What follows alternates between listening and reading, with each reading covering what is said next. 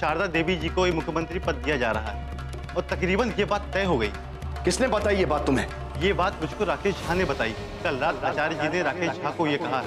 आपके इनकार का मतलब होगा इस प्रदेश में चुनाव का वापस होना, और चुनाव के वापस होने का मतलब होगा बलदेव सिंह जी का जीतना, और फिर तो वही मुख्यमंत्री बनेंगे। लेकिन मैडम, इस पार्टी का कोई भी विधायक चुनाव नहीं चाहता है, और अगर चुनाव हुए तो इन चुनाव की वजह से आपको ही जिम्मेदार समझा। कभी कभी हालात ऐसे होते हैं जिनके साथ हम समझौता नहीं कर सकते, लेकिन हमें समझौता करना पड़ता है। जैसे कि मैंने तुम्हारे प्यार के लिए कई समझौते किए कि बलदेव सिंह और उनकी पत्नी के बीच जो रिश्ता टूटा था वो भी महज एक नाटक है। ये बहुत बड़ा खेल है जो बलदेव सिंह ने खेला है। इसके बारे में मुझे मुख्यमंत्री जी से मिलकर उन्हें बताना तो होगा ही। हर किसी को मुख्यमंत्री का पद रास नहीं आता, और ये सिर्फ आपको इस्तेमाल करने के लिए किया जाता है। लेकिन हम तो समझते हैं ना, आप कम से कम इस बात को तो ख्याल रखो कि आप ये बात हमारे सामने कह रहे हैं। राजवीर बाबू, आपकी इतनी उम्र भी नहीं है जितना लंबा हमारा राजनीतिक अनुभव है। आप कहना क्या चाहते हैं प्रदीप जी? हम ये कहना चाहते हैं कि ये बात कहीं से भी सच नहीं है, जबकि सच ये है कि आचार्य जी मैडम को मुख्यमंत्री पद का प्रस्ताव इसलिए देना चाहते हैं क्योंकि वो इस प्रदेश में चुनाव नहीं चाहते हैं। लेकिन आप और आपके पापा हर हाल में इस प्रदेश में चुनाव करवाना चाहते हैं। पापा क्या चाहते हैं और क्या नहीं, ये आप कभी समझ नहीं पाए। मेरे अनुभव पर तो आपने उंगली उठा दी, लेकिन अगर आप पापा की सोच को समझ पाते ना, तो आज आप पापा की जगह होते। तुम्हें जो भी बात करनी है मुझसे करो। तुम्हारे पापा ने यहाँ तुम्हें भेजा है? नहीं माँ, मैं खुद आपसे मिलने आया हूं, क्योंकि मैं ये बात समझ चुका हूं कि आपका सहारा लेकर हमारे राजनीतिक भविष्य में रुकावट डाली जा रही, और मैं नहीं चाहता कि आप किसी का भी साथ दें। किसी भी हालत में आपको ये पद ग्रहण नहीं करना चाहिए।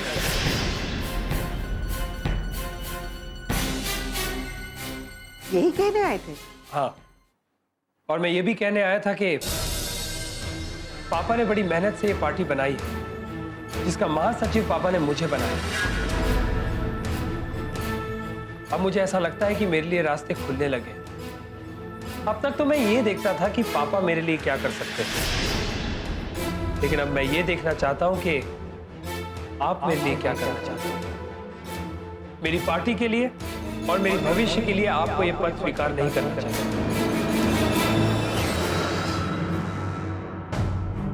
समझ गई मैं। तुम्हें जो कहना था तुमने कह दिया। जब वक्त आएगा तो फैसला मैं लूंगा।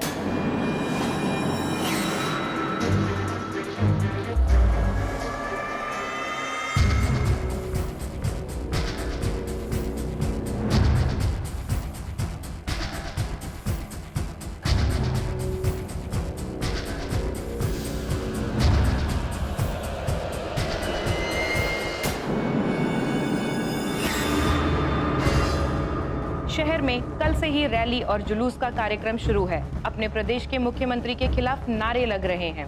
सवाल यह है कि सरकार गिर चुकी है तो अब तक मुख्यमंत्री शंकर प्रसाद ने इस्तीफा क्यों नहीं दिया?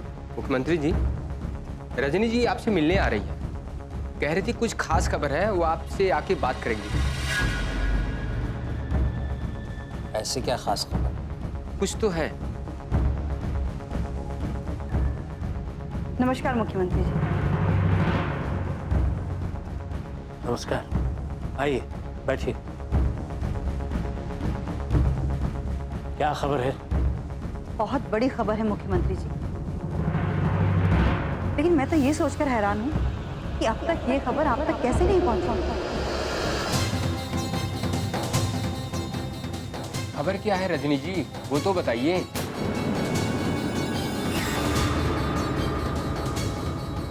खबर ये है मुख्यमंत्री जी कि आचार्य जी किसी और को नहीं बल्कि शारदा देवी को मुख्यमंत्री का पद देना चाहते हैं।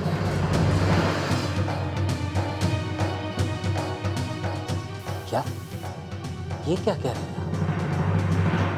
शारदा देवी को मुख्यमंत्री बनाया जाए? जी हाँ, यही तो मेरी भी समझ में नहीं आ रहा है कि आचार्य जी ने यह फैसला क्यों किया। शारदा देवी को मुख्यमंत्री बनाने का फैसला। ये तो सचमुच में बड़ी उलझन वाली बात है।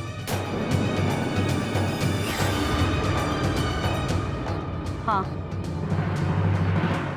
इसीलिए तो मैं यहाँ भाग कर आई हूँ। लेकिन हमें इस बात को बहुत गहराई से समझना होगा। पार्टी ने इस बात का फैसला कर लिया है कि शारदा देवी को ही मुख्यमंत्री बनाया जाना है, लेकिन अभी तक इस बात को उन्होंने छुपा कर रखा। सब अपना अपना खेल खेल रहे हैं। बलदेव सिंह अपनी राजनीति साधना चाहते हैं और आचार्य जी अपनी पार्टी और राजनीतिक साख बचाना चाहते हैं। अब मैं बताता हूं कि हमें क्या प्रचारित करना है। हाँ हाँ, बताइए मुख्यमंत्री जी कि हमें क्या करना है।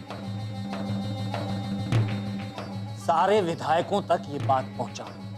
ये बलदेव सिंह की रणनीति है। किसी भी विधायक को इस झांसे में नहीं आना चाहिए। हर कार्यकर्ता और विधायक तक ये बात पहुंचनी चाहिए। शारदा देवी को तो मुख्यमंत्री हम और किस नहीं बन पाते।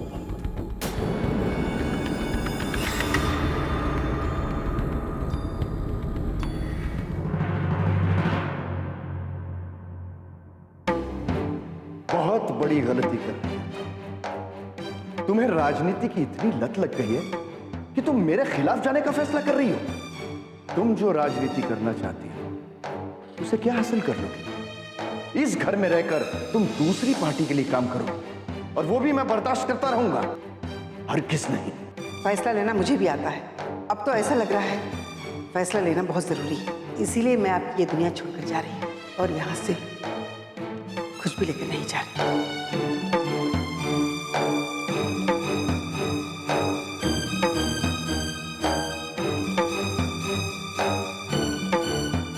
क्या सोच रही हैं माँ जी? कुछ नहीं, करवा चौथ के बारे में सोच रही थी। इस रविवार को करवा चौथ है ना? तो क्या माँ जी करवा चौथ मनाने के लिए आप अपने घर जाएंगे? अगर जाना चाहती हैं तो इसमें कोई हर्ज नहीं है। आपकी सबसे बड़ा त्योहार माना जाता है।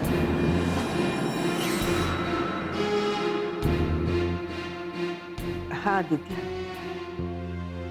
मुझे वहां जाना चाहिए या उन्हें मेरे पास आना चाहिए? आज अब इस बारे में तो कोई कुछ नहीं कह सकता, और मैं तो ये भी यकीन के साथ नहीं कह सकता कि बलदेव जी आपको यहाँ पानी पिलाने आए। नमस्ते नमस्ते, बैठिए। मैडम, आपने अब तक मुख्यमंत्री पद लेने के लिए हाँ नहीं कही, लेकिन सारे विधायकों में यह बात पूरी तरह से फैल चुकी है। हाँ मैडम, सबको यह बात पता लग चुकी है और सब यही सोच रहे हैं कि इस खेल के पीछे बलदेव सिंह जी का हाथ है।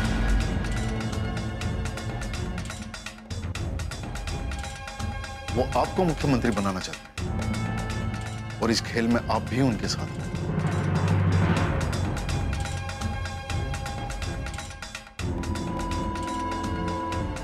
मैं जानती थी कि कल को ऐसी ही बातें उठेंगी। इस मुद्दे को उनके साथ जोड़ा जाएगा और मुझे भी इसमें शामिल किया जाएगा। इसीलिए तो मैंने अब तक इस पद के लिए हाँ नहीं की। लेकिन माँ जी, लेकिन क्या आदित्य, मैं लोगों को ये नहीं दिखाना चाहती हूँ कि जो राजनीति बलदेव जी करते हैं मैं भी वही राजनीति करूँ। मैं भी उनकी राजनीति में शामिल हूँ। इसीलिए ये पद मैं लेना नहीं चाहती, क्योंकि मुझे राजनीतिक सत्ता की भूख नहीं है। मैं बस सेवा करने आई। अगर मैं सेवा कर पाई तो खुद को धन्य समझूंगी। अगर मैं नहीं कर पाई तो कम से कम मुझ पर इल्जाम तो नहीं लगेगा। आप ठीक कह रही हैं मैडम। आज राजनीति के गलियारों में जो हवा चल रही है वो तो इसी बात की है। सब यही समझ रहे हैं कि आपको मुख्यमंत्री बनाने के लिए ही बलदेव सिंह जी ने आपको अलग करने का नाटक किया था, और आप जो ये अलग रह रही हैं वो भी एक नाटक है। ये कैसी राजनीति है? मेरे मुख्यमंत्री के पद पर पहुंचने से पहले ही मेरी गरिमा और मेरे स्वाभिमान का मजाक उड़ाया जा रहा है। मेरे जज्बातों को नाटक करार दिया जा रहा है। फिर भी आप लोग ये चाहते हैं कि मैं ये पद स्वीकार करूं? माँ जी, गर्म सफर पे निकले हो और गर्म हवाएं चल रही हो तो सफर रोक देने से हवाएं थम नहीं जाती।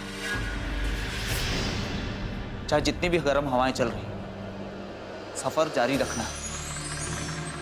माँ जी, मैं तो ये कहता हूं सारी हवाएं थम जाएंगी जब एक बार आप मुख्यमंत्री बनेंगे और इस प्रदेश की तरक्की के लिए कदम बढ़ाएंगे। हाँ मैडम, आज की ये बातें जो है वो तो कल भी चलती रहेगी, लेकिन आप मुख्यमंत्री का पद स्वीकार करके ये साबित कर दीजिए कि आपने ये पद सिर्फ प्रदेश के हित के लिए लिया है। नहीं प्रदीप जी, मैं हिम्मत नहीं कर पा रही। आज मैं मुख्यमंत्री भी नहीं बनी और मुझ पर इस तरह की बातें चल रही हैं। अगर मैं मुख्यमंत्री बन गई तो पता नहीं किस किस तरह से मुझे घेरने की कोशिश करेंगे। नहीं प्रदीप जी, मुझसे नहीं होगा, मुझसे नहीं होगा।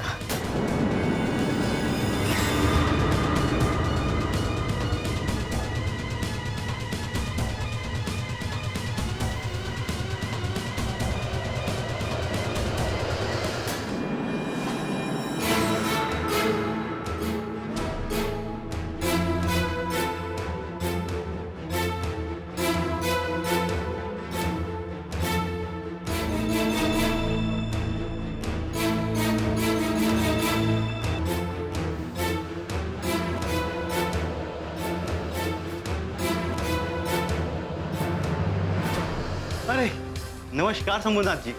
नमस्कार कन्हैयालाल जी। नमस्कार। अरे बैठिए, आइए बैठिए। कैसे हैं आप सक्सेना? बस आपकी दुआ है। वो कहते हैं ना कि आप आए हमारे दफ्तर में खुदा की कुदरत। नहीं सक्सेना जी, ये तो राजनीति की महिमा है। और महिमा तो आपकी भी लाजवाब है सक्सेना साहब। अब जब से बलदेव जी के साथ में आए हैं तो राजनीति का पासा ही पलट कर रख दिया है आपने।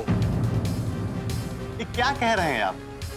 भाई हम तो सलाहकार हैं, जो कहा जाता है वो कर देते हैं। खैर सुनाइए, यहाँ कैसे आना हुआ? क्या बताएं सक्सेना जी, अब हमें महसूस हुआ कि अपना प्रदेश के सरकार के ताले की चाबी अब भी बलदेव सिंह जी के ही हाथ में है। इसीलिए हमने सोचा कि चलकर आपसे मिल लेते हैं। अरे भाई, आप लोग मिलने नहीं भी आते ना तो आप लोगों के बिना पत्ता थोड़ी हिलता है। भाई सरकार चाहे जिसकी भी बने, बिना आपके समर्थन से तो नहीं बन सकती। सक्सेना जी, मुझे पता चला है कि पार्टी शारदा देवी को मुख्यमंत्री बनाना चाहती है, और ये खबर सुनने के बाद एक बात पूरी तरह से साफ हो जाती है कि बलदेव जी कौन सा खेल खेल रहे हैं। अरे ये कोई खेल नहीं है, ये तो राजनीति है, और राजनीति में कोई फिक्स फिगर तो होता नहीं है। हा?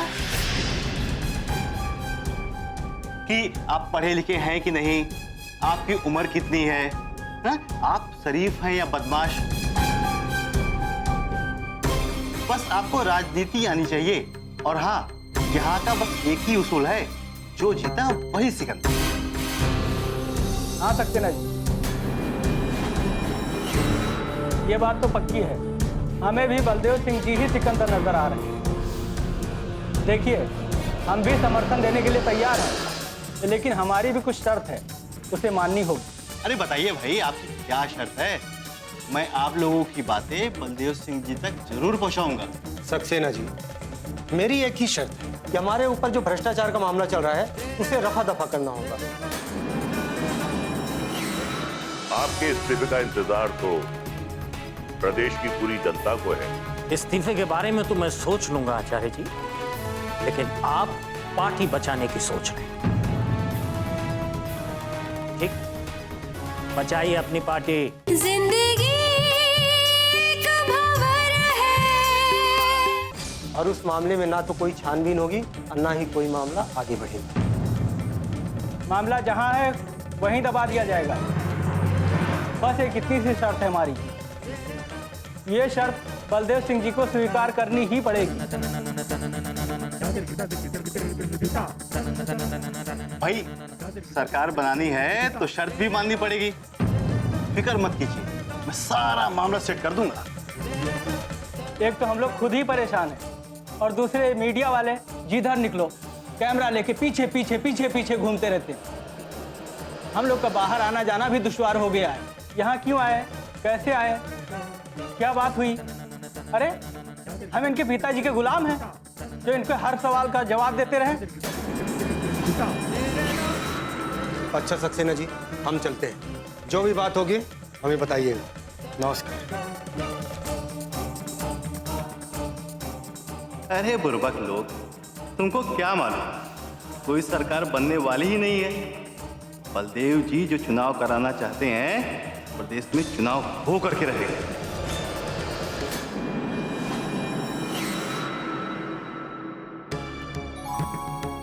मुख्यमंत्री जी, कुछ कहा नहीं जा सकता। आज के राजनीति समीकरण लगातार बदल रहे हैं। कौन साथ देगा कौन नहीं देगा ये कुछ नहीं कह सकते। जानता हूं ललन, आज की राजनीति की परंपरा यही है, लेकिन मैं रजनी जी की बातों को लेकर सोच रहा था, कहीं सचमुच बलदेव सिंह और आचार्य जी मिले हुए तो नहीं? उनको देखकर तो ऐसे ही लगता है। आचार्य जी से बात करता हूं।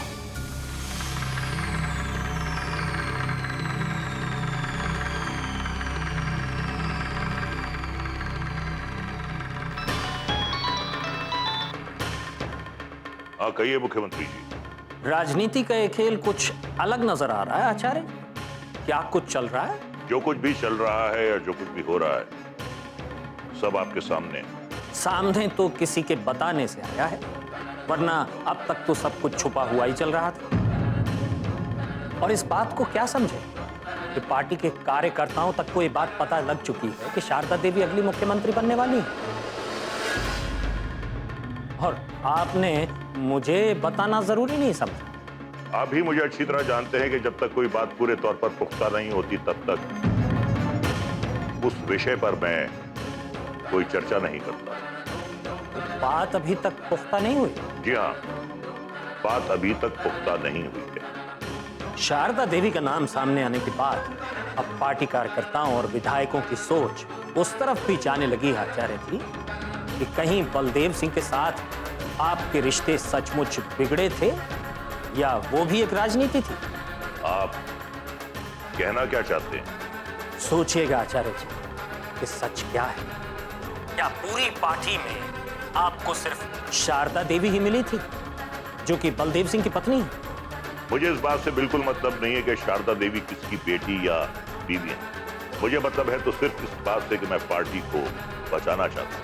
और रही बात शारदा देवी की, तो मैं आपको यह बताना चाहता हूं कि शारदा देवी और बलदेव सिंह के रिश्ते टूट चुके। ठीक कह रहे हैं आप। वैसे भी इस बात की सही सही जानकारी तो आप ही को हो सकती है, क्योंकि बलदेव सिंह के सबसे करीबी आप ही। करवा चौथ आ रहा है ना, जिस रिश्ते को टूटे होने का आप दावा कर रहे हैं, देख लीजिए। बलदेव सिंह अपनी पत्नी को पानी पिलाकर व्रत तोड़वाने जरूर आए और आप कह रहे हैं कि दोनों के रिश्ते टूटे हुए हैं। खैर ये तो आपकी समझ है, आप जो चाहें समझ सकते हैं। मैं तो आपसे सिर्फ इतना ही कहूंगा कि विपक्ष को हम पर उंगली उठाने का मौका ना दें और इन हालात में आप फौरन अपना इस्तीफा गवर्नर साहब को सौंपें। तो आपको मेरे इस्तीफे का इंतजार है? आपके इस्तीफे का इंतजार तो प्रदेश की पूरी जनता को है, और इसी वजह से आपके साथ साथ पार्टी की गरिमा पर भी सवाल उठाए जा रहे हैं। इस्तीफे के बारे में तो मैं सोच लूंगा आचार्य जी, लेकिन आप पार्टी बचाने की सोच रहे हैं। ठीक है, बचाइए अपनी पार्टी। धन्यवाद, नमस्कार। नमस्कार।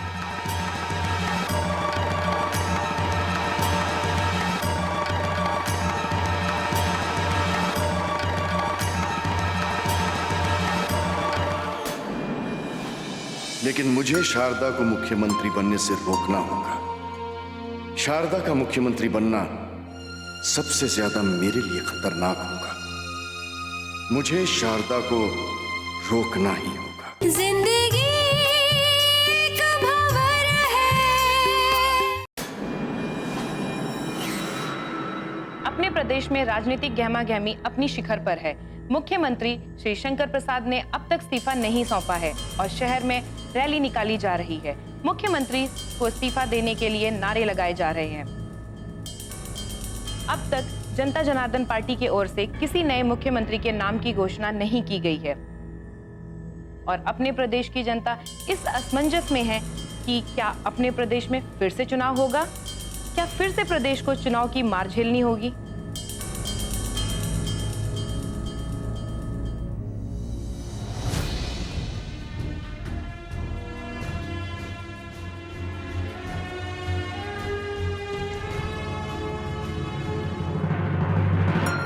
बहुत ही सोच समझकर आचार्य जी ने शारदा को मुख्यमंत्री बनाने का फैसला किया है।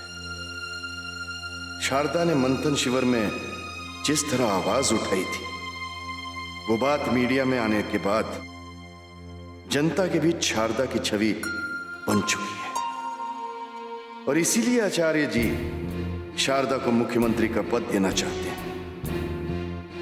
जनता शारदा को एक ईमानदार और सच्चाई के लिए लड़ने वाली महिला के रूप में जानने लगी है और ऐसे में जाहिर सी बात है कि जो ईमानदार विधायक है उसका समर्थन तो शारदा को मिलेगा ही, और जो बेईमान है वो भी खुद को ईमानदार साबित करने के लिए शारदा को समर्थन देने के लिए मजबूर होंगे। लेकिन मुझे शारदा को मुख्यमंत्री बनने से रोकना होगा, क्योंकि अगर कोई और विधायक होता तो शायद उसे मैं अपने हिसाब से चलने के लिए मजबूर कर भी लेता, लेकिन शारदा पर मेरी एक भी नहीं चलेगी। शारदा का मुख्यमंत्री बनना सबसे ज्यादा मेरे लिए खतरनाक होगा। मुझे शारदा को रोकना ही होगा। गुजरे हुए दिन की याद आ रही है। मैं हमेशा बच्चों से घिरी रहती थी। एक तरफ मेरी बहू रागिनी खड़ी रहती थी, माँ जी चलिए उठिए खाना खा लीजिए, और दूसरी तरफ मेरी बेटी खड़ी रहती थी। और आज एकदम से अकेलेपन की जिंदगी जीने पर मजबूर हो गई हूँ। बहुरानी पता है, छोटे साहब किसी को लाने के लिए गए हैं। जाते जाते ये बोल कर गए हैं कि मीनाक्षी मेम साहब का कमरा साफ करके रखो।